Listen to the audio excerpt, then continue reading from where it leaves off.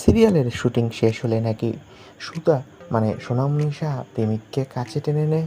বিস্তারিত জানতে ভিডিওটি দেখুন। সম্প্রতি সুধা চরিত্রে অভিনয় করে দুর্দান্ত সাফল্য পেয়েছে অভিনেত্রী সোনামণি সাহা। তার শুভ বিবাহ ধারাবাহিকে দেখা যাচ্ছে যে বাড়ির সকলেই সুধা এবং তেজকে অনেকক্ষণ ধরে ডেকে চলেছে, কিন্তু চাবি না পাওয়ায় তেজের দরজা খুলতে দেরি হয়।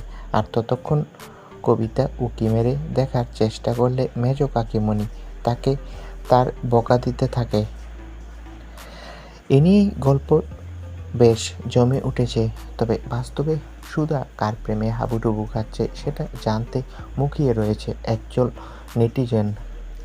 সেই দর্শকদের বলে রাখি, তোমাদের সকলের প্রিয় প্রতীকদার সাথেই প্রেম করছে সুধা সোনামণি সাহা। শুভ বিবাহ ধারাবাহিকের শুটিং শেষ হওয়া মাত্রই নাকি প্রতীকের কাছে ছুটে যায়।